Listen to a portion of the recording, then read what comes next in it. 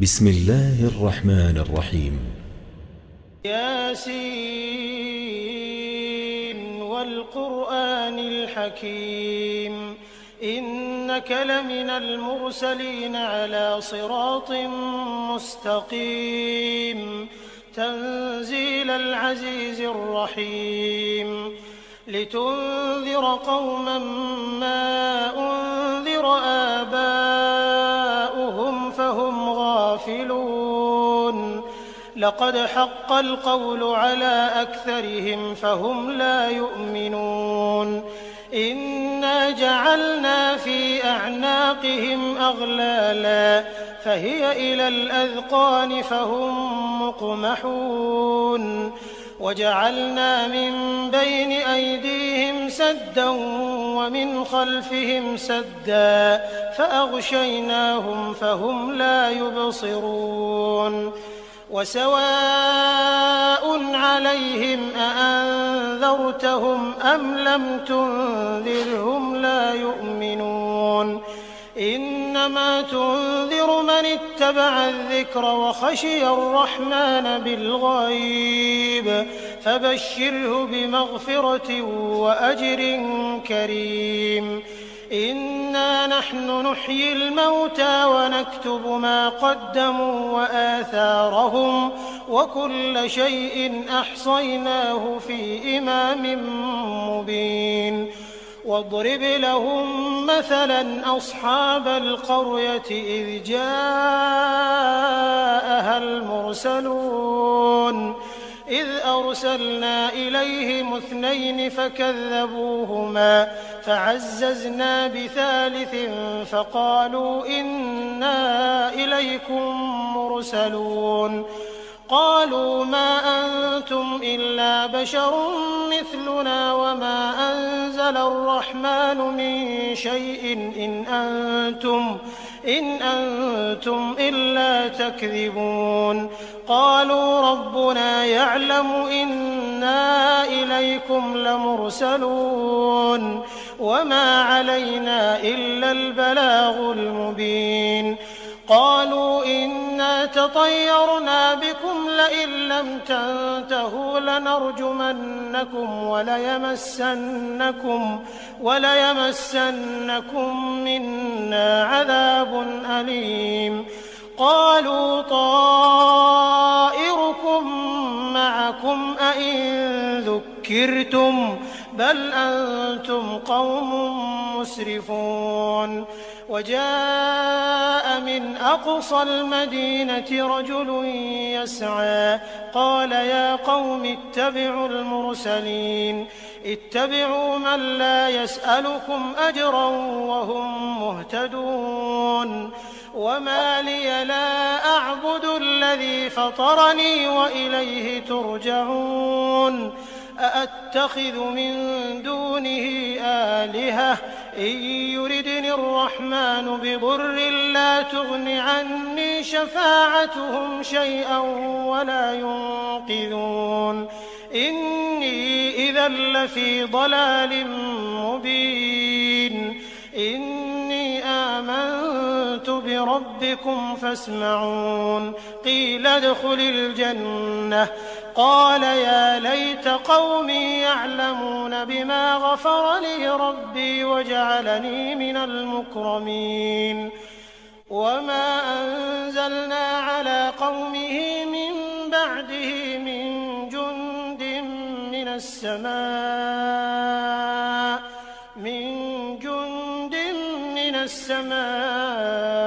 وما كنا منزلين إن كانت إلا صيحة واحدة فإذا هم خامدون يا حسرة على العباد ما يأتيهم من رسول إلا كانوا به يستهزئون ألم يروا كم أهلكنا قبلهم من القرون أنهم إليهم لا يرجعون وإن كل لما جميع لدينا محضرون وآية لهم الأرض الميتة أحييناها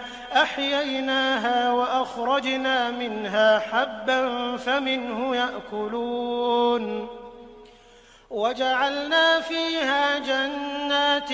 من نخيل وأعناب وفجرنا فيها من العيون ليأكلوا من ثمره وما عملته أيديهم أفلا يشكرون سبحان الذي خلق الأزواج كلها مما تنبت الأرض ومن أنفسهم ومما لا يعلمون وآية لهم الليل نسلخ منه النهار فإذا هم مظلمون والشمس تجري لمستقر لها ذلك تقدير العزيز العليم والقمر قدرناه منازل حتى عاد كالعرجون القديم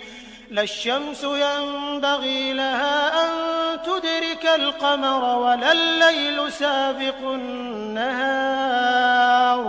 وكل في فلك يسبحون وآية لهم أنا حملنا ذريتهم في الفلك المشحون وخلقنا لهم من مثله ما يركبون وإن نشأ نغرقهم فلا صريخ لهم ولا هم ينقذون إلا رحمة منا ومتاعا إلى حين وإذا قيل لهم اتقوا ما بين أيديكم وما خلفكم لعلكم ترحمون وما تأتيهم من آية من آيات ربهم إلا كانوا عنها معرضين وإذا قيل لهم أنفقوا مما رزقكم الله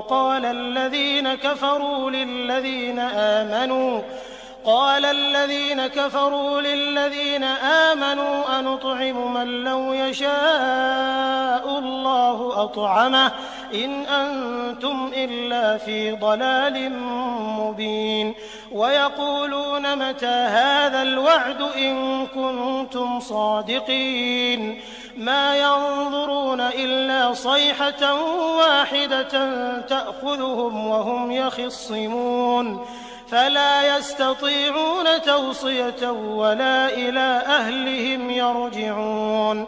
ونفخ في الصور فإذا هم من الأجداث إلى ربهم ينسلون قالوا يا ويلنا من بعثنا من مرقدنا هذا ما وعد الرحمن وصدق المرسلون إن كانت إلا صيحة واحدة فإذا هم جميع لدينا محضرون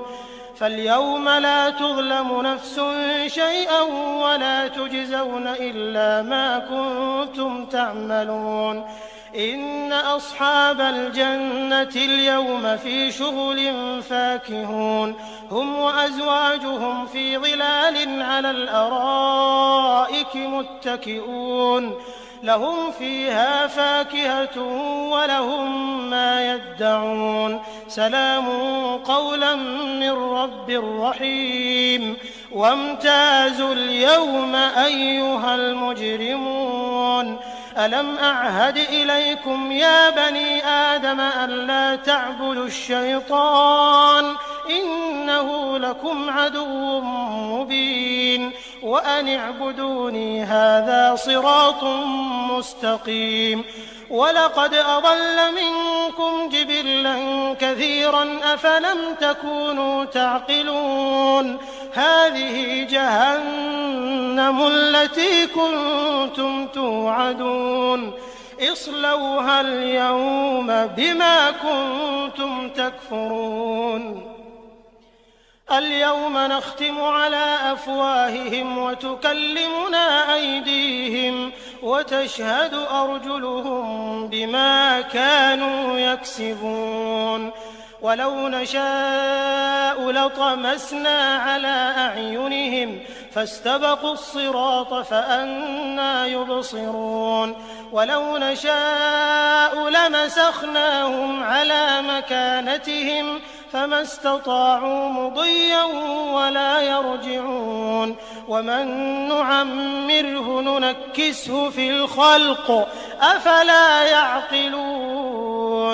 وما علمناه الشعر وما ينبغي له إن هو إلا ذكر وقرآن مبين لينذر من كان حيا ويحق القول على الكافرين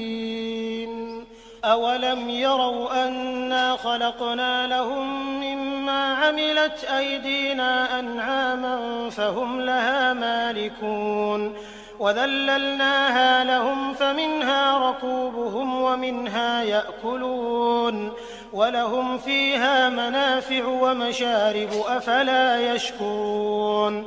واتخذوا من دون الله آلهة لعلهم ينصرون لا يستطيعون نصرهم وهم لهم جند محضرون فلا يحزنك قولهم إنا نعلم ما يسرون وما يعلنون أولم ير الإنسان أنا خلقناه من نطفة فإذا هو خصيم مبين وضرب لنا مثلا ونسي خلقه قال من يحيي العظام وهي رميم قل يحييها الذي أنشأها أول مرة وهو بكل خلق عليم الذي جعل لكم من الشجر الأخضر نارا فإذا أنتم منه توقدون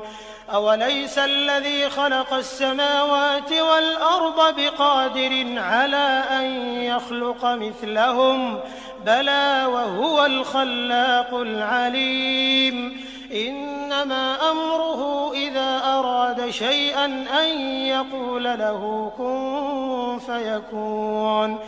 فسبحان الذي بيده ملكوت كل شيء وإليه ترجعون بسم الله الرحمن الرحيم الرحمن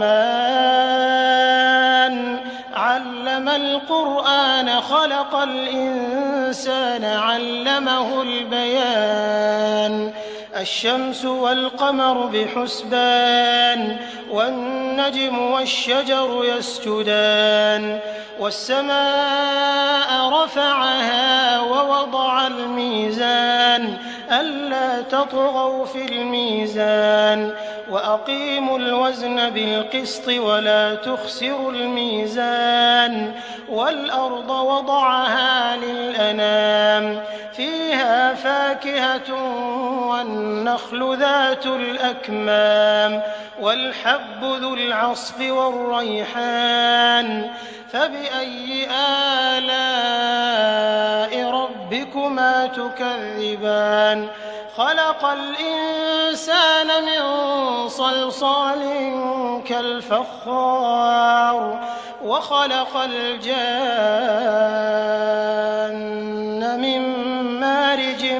من نار فبأي آلاء ربكما تكذبان رب المشرقين ورب المغربين فبأي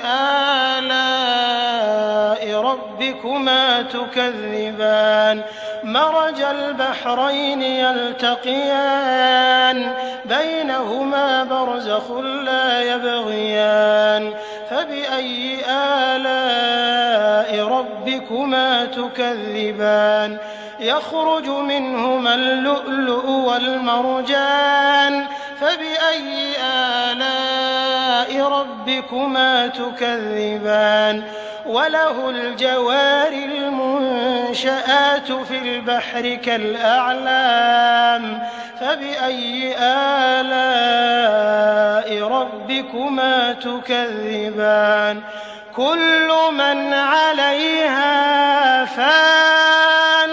ويبقى وجه ربك ذو الجلال والإكرام فبأي آلاء ربكما تكذبان يسأله من في السماوات والأرض كل يوم هو في شأن فبأي آلاء ربكما تكذبان سنفرغ لكم أيها الثقلان فبأي آلاء ربكما تكذبان يا معشر الجن والإنس إن استطعتم أن تنفذوا من أقطار السماوات والأرض فانفذوا لا تنفذون إلا بسلطان فبأي آلاء ربكما تكذبان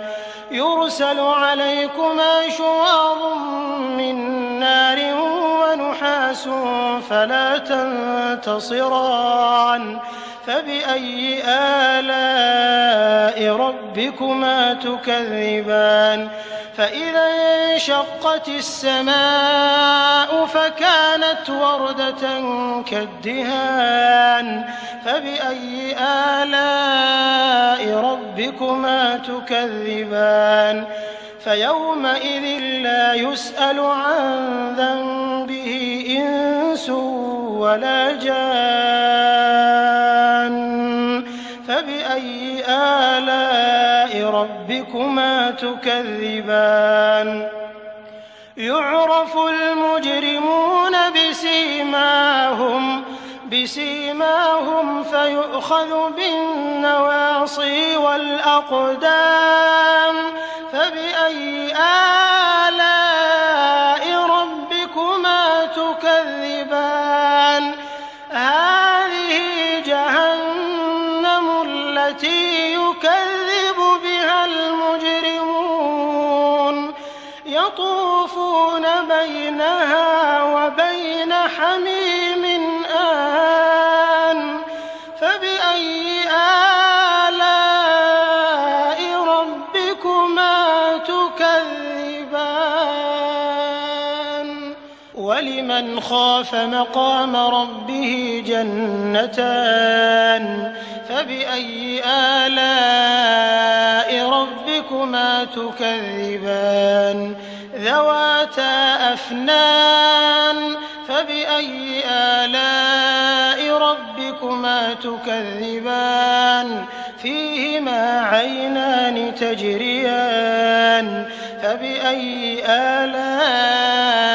ربكما تكذبان فيهما من كل فاكهة زوجان فبأي آلاء ربكما تكذبان متكئين على فرش بطائنها من استبرق وجنى الجنتين دان فبأي آلاء ربكما تكذبان فيهن قاصرات الطرف لم يطمثهن إنس قبلهم ولا جان فبأي آلاء ربكما تكذبان كأنهن الياقوت والمرجان فبأي آلاء ربكما تكذبان هل جزاء الإحسان إلا الإحسان فبأي آلاء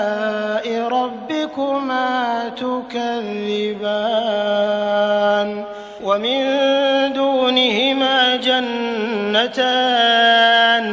فبأي آلاء ربكما تكذبان مدهامتان فبأي آلاء ربكما ربكما تكذبان فيهما عينان نضاختان فبأي آلاء ربكما تكذبان فيهما فاكهة ونخل ورمان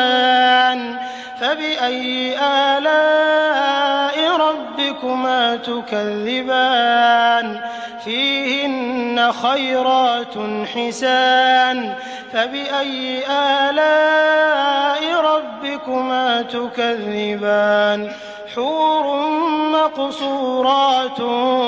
في الخيام فبأي آلاء ربكما تكذبان لم يطمثهن إنس قبلهم ولا جان فبأي آلاء ربكما تكذبان متكئين على رفرف خضر وعبقري حسان فبأي آلاء ربكما تكذبان تبارك اسم ربك ذي الجلال والإكرام